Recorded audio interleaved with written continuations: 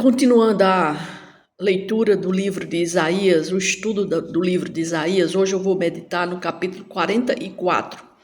Mas vou fazer uma oração. Senhor Deus Todo-Poderoso, mais uma vez estou aqui diante da Tua palavra, que o Senhor me ilumine e abra meu entendimento para que eu possa revelar a Tua palavra, meu Deus, com fidelidade. E que toda honra, toda glória sejam dadas a Ti, Senhor Jesus, neste dia, Pai. É o que eu te peço em nome de Jesus. Amém.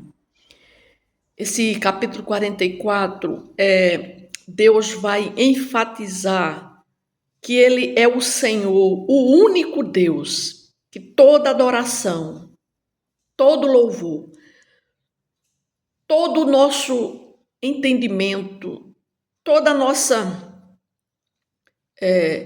tudo aquilo que nós pensamos ou sentimos, tudo aquilo que nós desejamos, tudo aquilo que nós queremos, nós temos que nos dirigir somente a Ele, ao Deus único verdadeiro, porque não existe outro Deus além dele, Ele é único.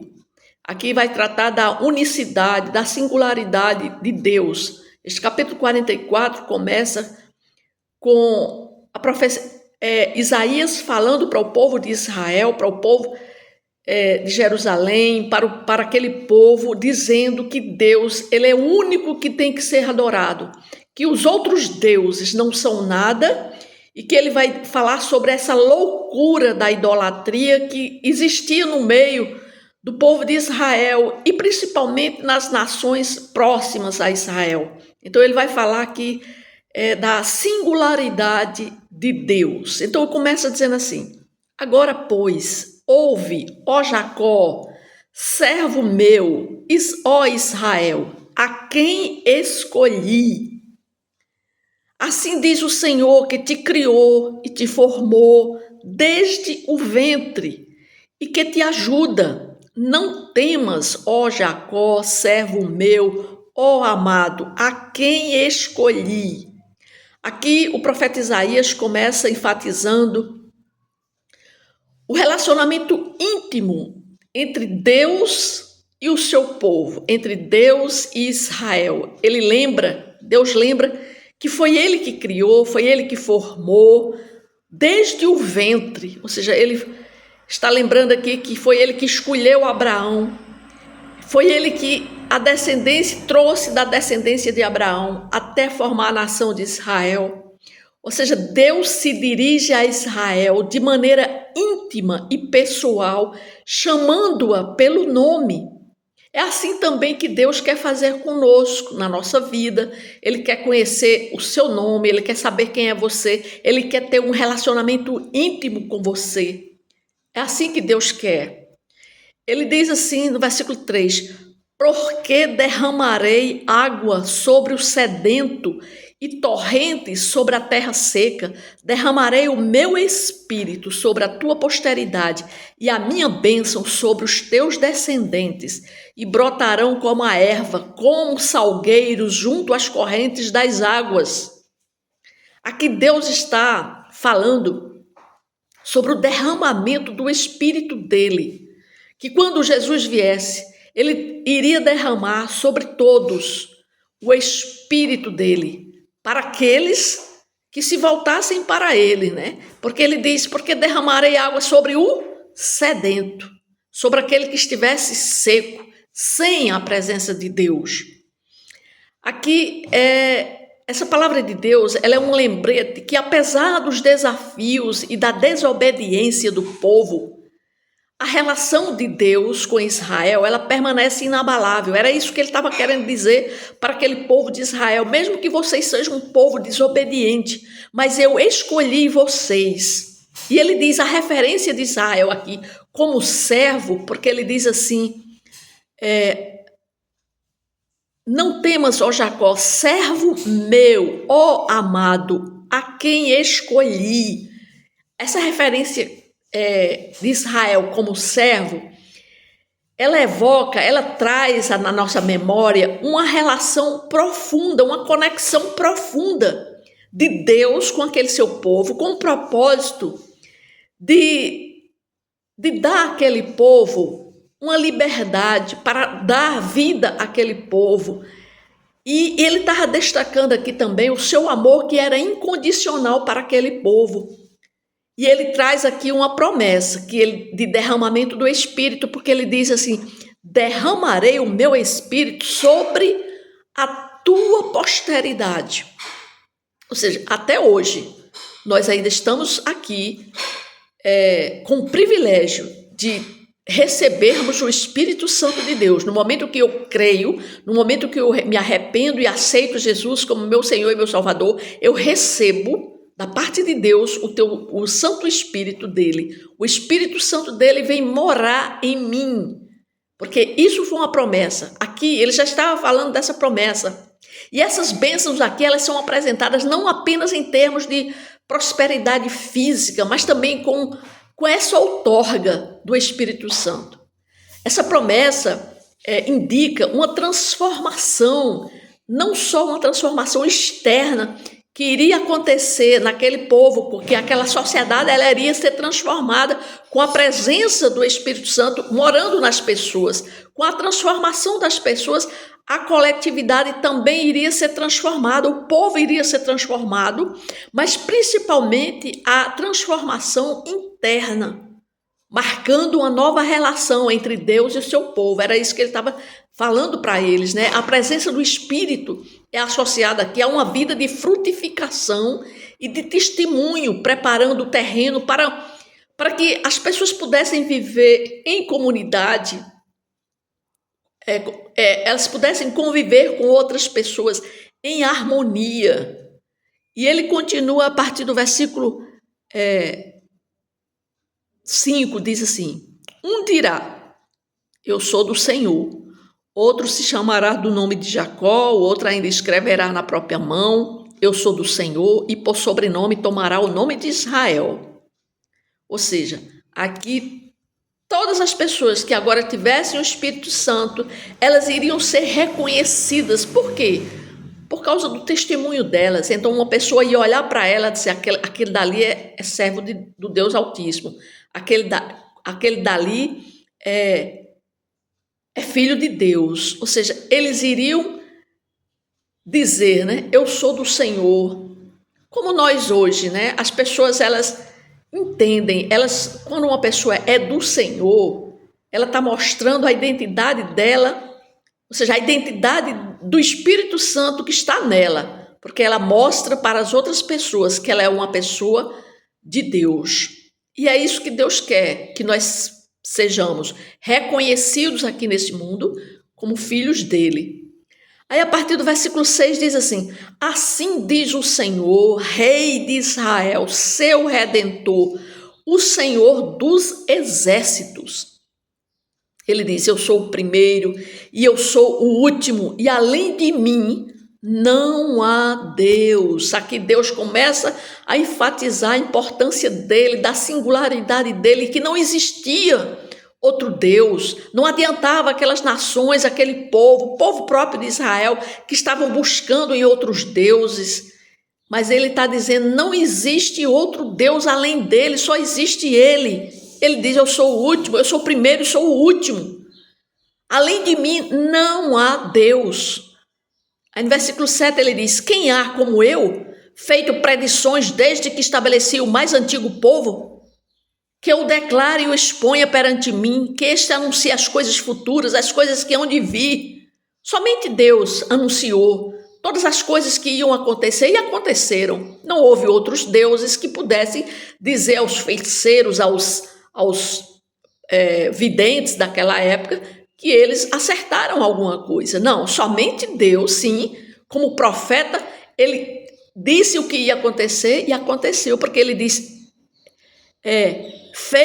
quem há como eu, feito predições, ou seja, ele previu, desde que estabeleceu o mais antigo povo.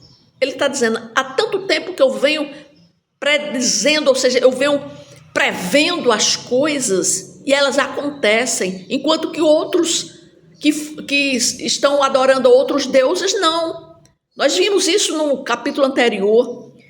Versículo 8 diz assim: não vos assombreis, nem temais, Acaso desde aquele tempo não vos vis ouvir, não vos anunciei? Vós sois as minhas testemunhas.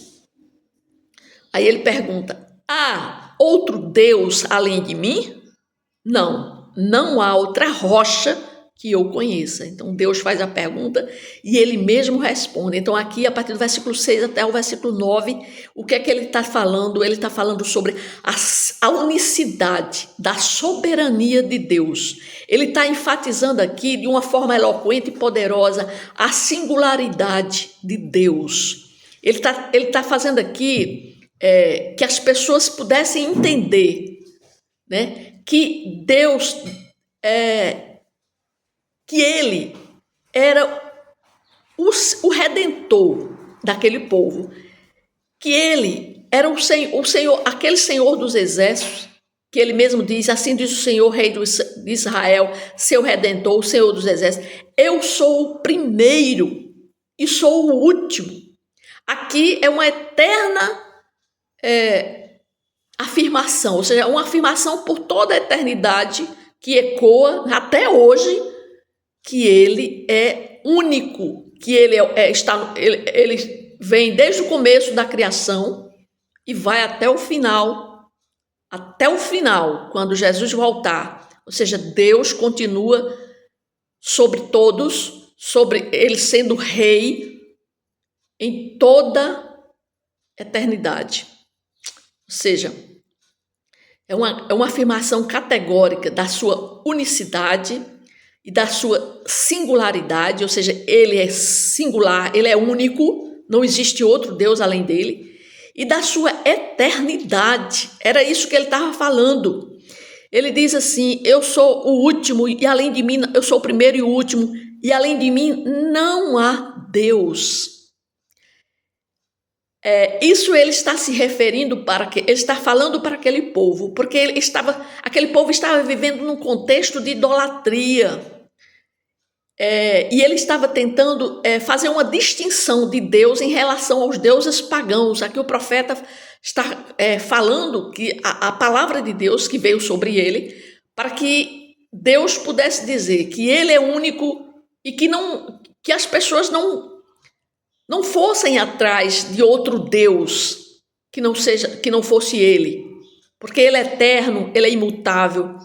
Aí, a partir do versículo 9, ele fala primeiro que ele é único, que ele é Deus, que não há outro Deus além dele. Ele diz: há outro Deus além de mim? Ele pergunta. Não há outra rocha que eu conheça. Então, Deus está falando sobre a unicidade dele, ou seja, sobre a singularidade dele. E a partir agora do versículo 9, ele vem falar sobre a loucura da idolatria. Aí ele começa: todos os artífices de imagens de escultura são nada. Por isso que Deus abomina se tem imagens de escultura. E ele diz: e as suas coisas preferidas são de nenhum préstimos. Eles mesmos são testemunha de que elas nada veem.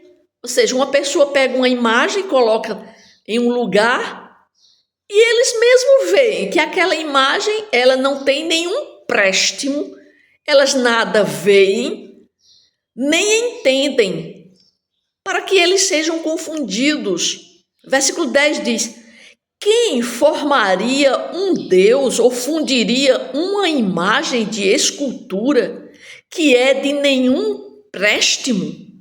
Ou seja, Deus está dizendo: como é que uma pessoa funde uma imagem de escultura? Pode ser dele mesmo. Ele está dizendo: ela não tem nenhum préstimo, nenhum valor. Aí no versículo 11 diz: eis que todos os seus seguidores ficariam confundidos, pois os mesmos artífices, ou seja, aqueles que criam ela, não passam de homens.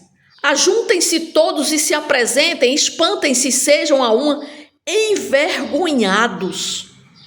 Aqui Deus está falando, aqui ele está nos confrontando.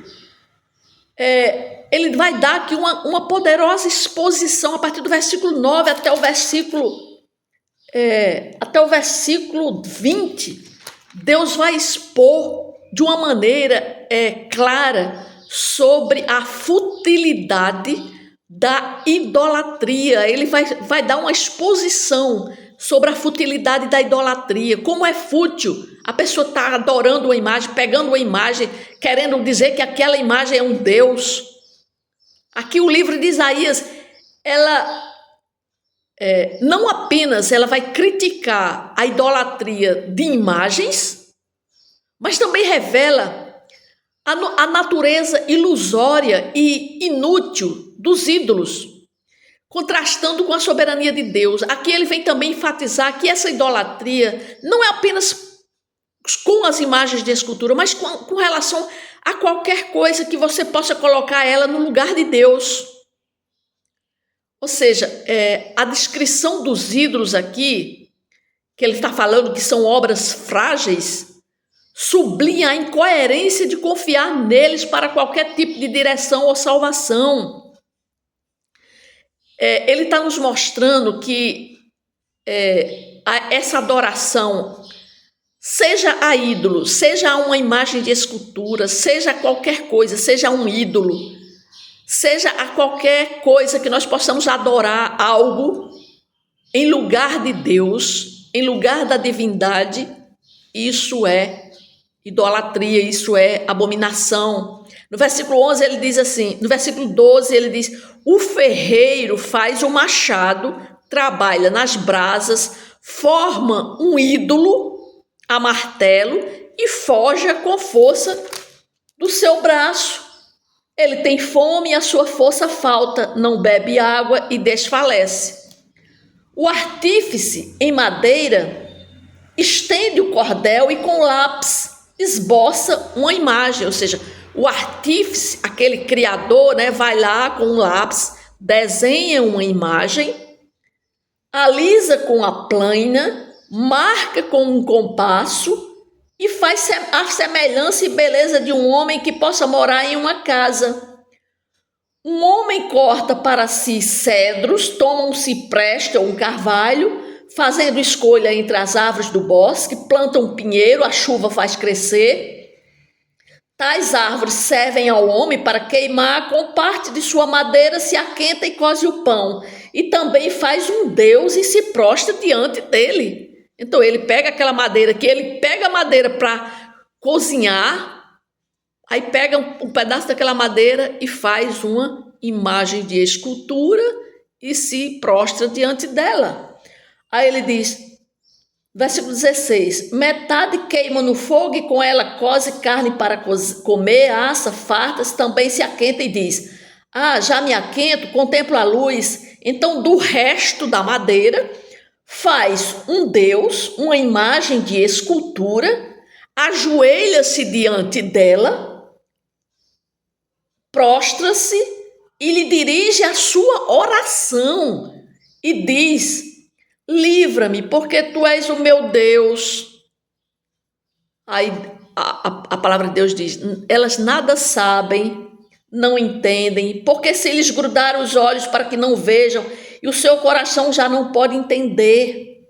Ou seja, a pessoa que se prostra diante de uma imagem de escultura é uma pessoa que está cega, porque ele diz, eles nada sabem, eles não entendem, porque se lhes grudaram os olhos, ou seja, realmente, uma pessoa quando está diante de uma imagem de escultura e se assenta e se ajoelha diante dela, ou mesmo que tem imagens de escultura dentro de casa, é uma pessoa que está ainda com os olhos vendados, ainda não recebeu da revelação da palavra de Deus, porque quando uma pessoa tem a revelação da palavra de Deus, ela imediatamente tira todas as imagens de escultura dentro de sua casa, porque ele diz aqui,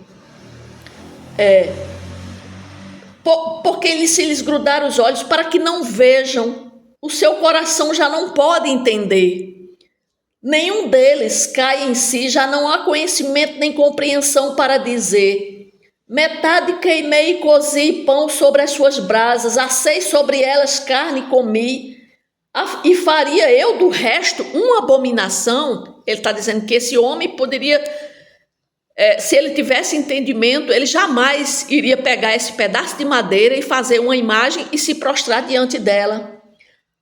Aí ele, no versículo 20, ele diz: tal homem se apacenta de cinza, o seu coração enganado o iludiu, de maneira que não pode livrar sua alma, nem dizer, não é mentira aquilo em quem confio? Ou seja, aqui Isaías ele está falando a respeito, né, dessa loucura que é essa idolatria, que é uma abominação. A idolatria se ter imagens de escultura, se prostrar diante de uma imagem de escultura é abominação para Deus. Aqui os adoradores de ídolos, eles são descritos como ignorantes e desprovidos de entendimento. O profeta aqui lamenta a incapacidade desses indivíduos de reconhecer a verdade.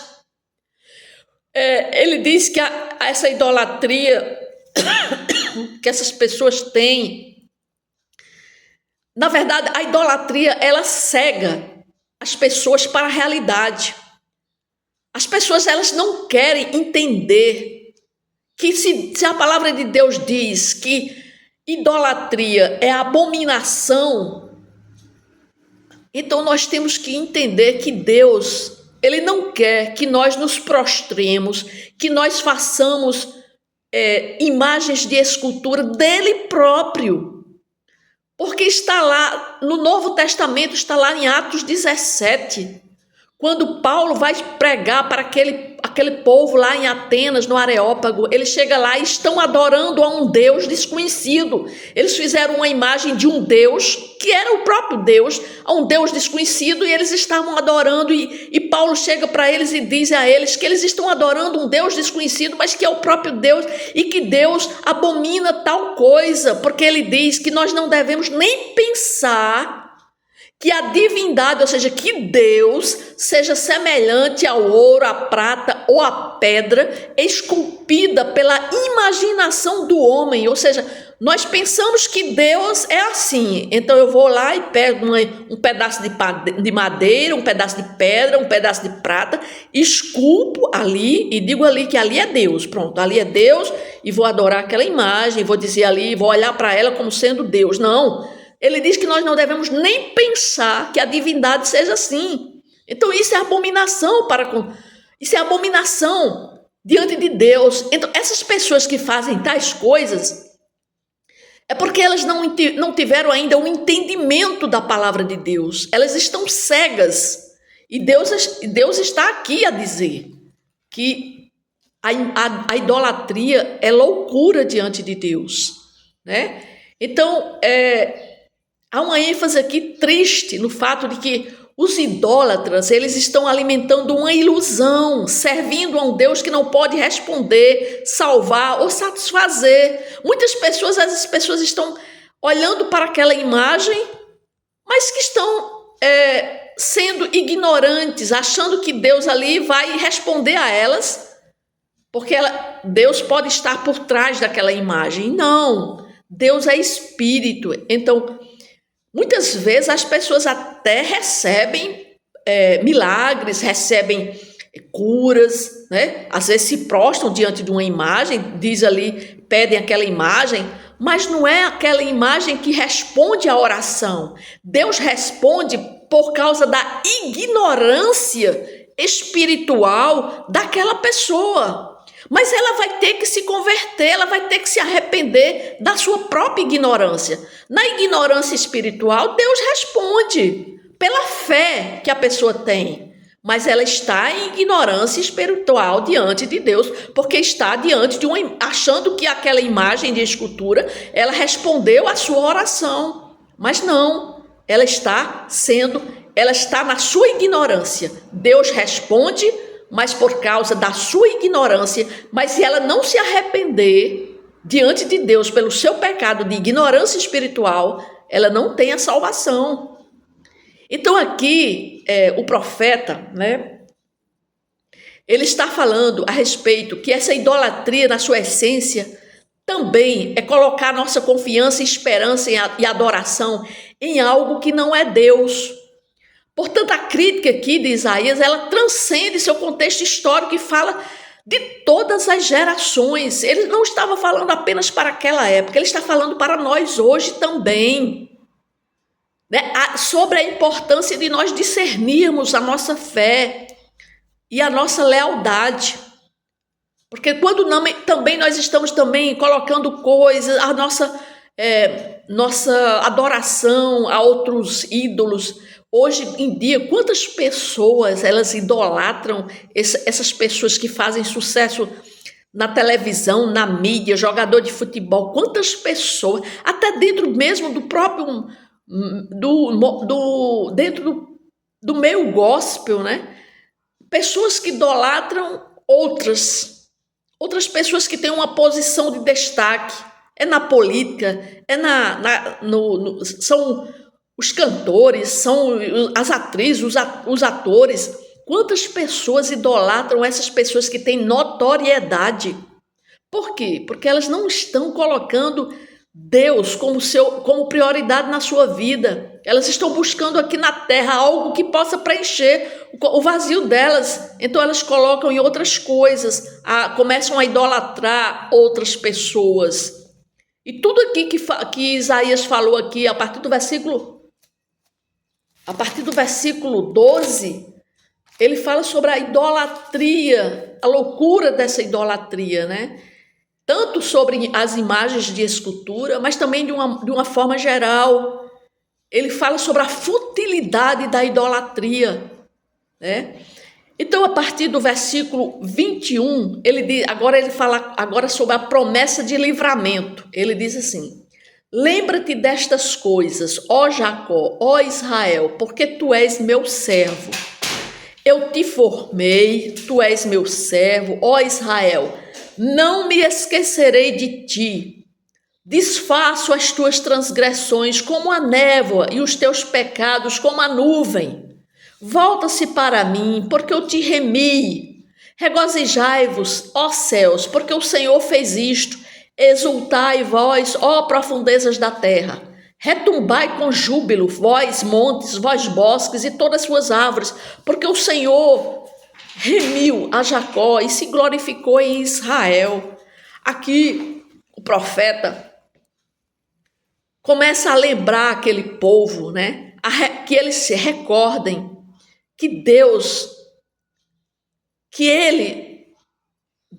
ele formou a nação de Israel, ele criou a nação de Israel. Ou seja, aqui ele está falando que essa lembrança é fundamental, porque ela estabelece uma base sólida para a promessa de redenção. O povo de Israel não é apenas uma criação aleatória que foi formada por Deus, mas ele foi formado por Deus para um propósito. Ela não se baseia apenas no mérito do povo, mas na graça e no propósito que Deus tinha para eles e tem para toda a humanidade. A promessa de que Deus não esqueceu o seu povo aqui foi um alívio, né? Poderoso. Imagina se Deus tivesse esquecido da sua promessa para aquele povo e para todos nós, né?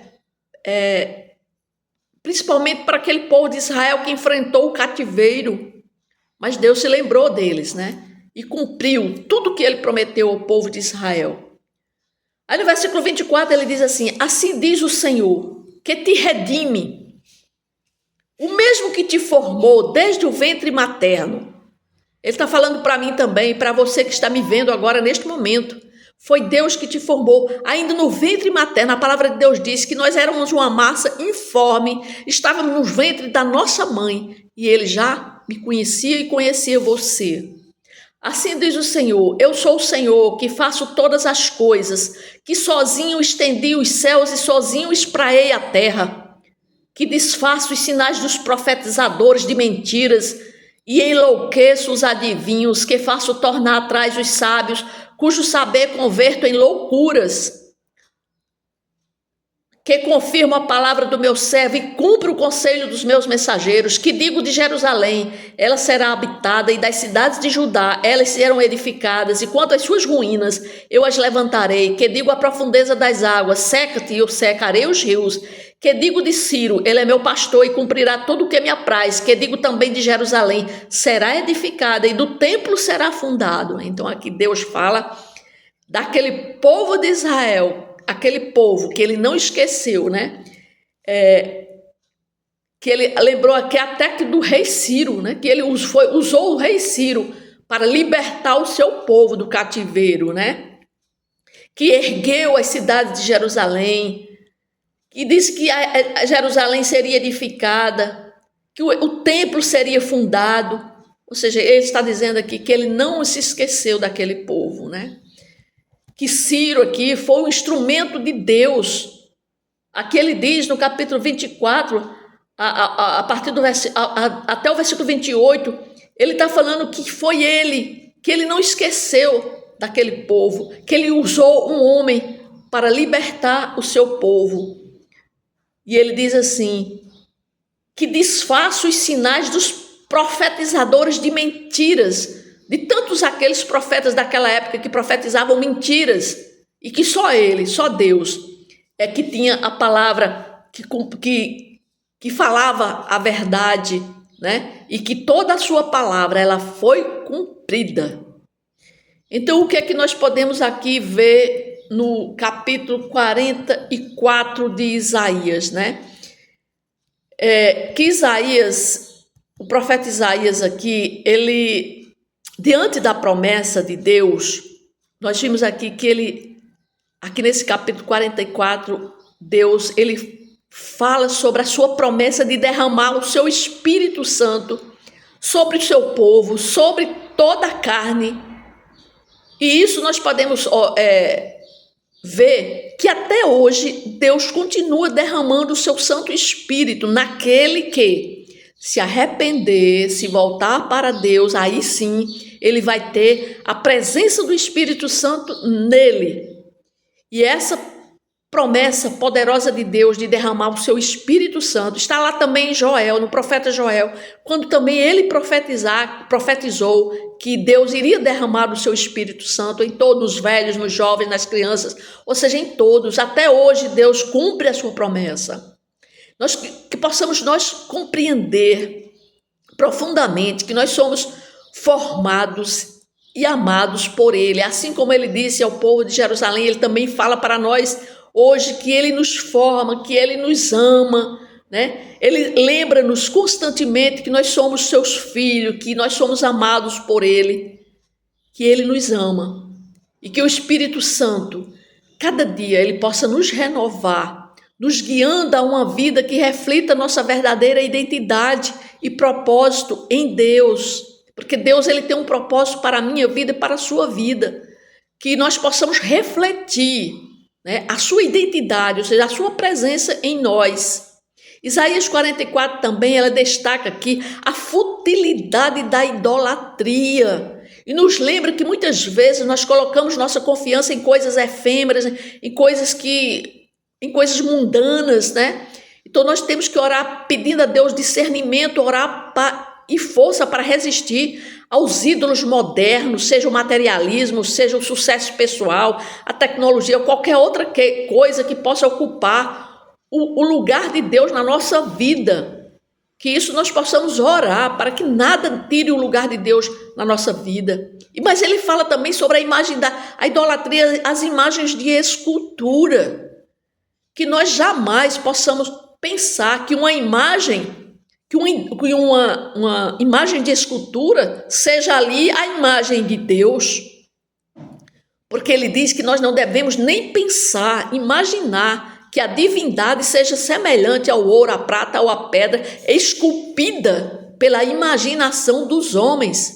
E ele diz aqui, tais pessoas que fazem isso, que se prostram diante de uma imagem de escultura, ele diz que essas pessoas, elas não têm, nenhum deles cai em si, já não há conhecimento nem compreensão. São pessoas que estão totalmente na ignorância espiritual. Que Deus venha cada dia abrir o entendimento dessas pessoas, para que Deus revele a elas o que está escrito aqui na sua palavra. Porque muitos estão diante de imagens de escultura, mas porque os seus olhos estão vedados. A ignorância espiritual permanece nessas pessoas. Que Deus possa abrir o coração dessas pessoas que ainda têm imagens de escultura dentro de sua casa, ou que se prostram diante de uma imagem. Às vezes não se prostram diante de uma imagem, mas só estar com uma imagem de escultura dentro de sua casa, ou então indo a um lugar onde se tem imagens de escultura, isso é abominação a Deus. Isso é viver numa ignorância espiritual. Então, que Deus possa se revelar a essas pessoas. E nós também vimos que aqui no capítulo 44, né, ele fala da promessa de livramento, porque em seguida, quando ele fala sobre a loucura da idolatria, aí o profeta Isaías vem falar sobre a promessa de livramento. Então, que essas pessoas, né, que estão presas a esta ignorância espiritual, que elas possam ser libertas, né? Porque ele diz, desfaço as tuas transgressões como a névoa e os teus pecados como a nuvem. Torne-se para mim, volte-se para mim, porque eu te remi. Ou seja, Deus estava falando para aquele povo de Israel que muitas vezes estavam ainda em adoração a outros deuses, às imagens de esculturas, como hoje também essa palavra é para nós hoje. Quantas pessoas estão também no nosso meio ainda presas nessa loucura, dessa idolatria que persistiu desde aquela época, que a igreja primitiva, a igreja daquela época copiou, né, copiou dos outros, daquelas culturas pagãs, trouxe para dentro da igreja essa idolatria, e Deus até hoje condena. Essa palavra, ela é eterna, ela é para ontem, para hoje, para sempre. Então, que cada pessoa que esteja vendo e ouvindo esse vídeo, que ainda não se arrependeu, não entregou sua vida para Jesus, que faça isso hoje. Se arrependa pela sua ignorância espiritual. Amém?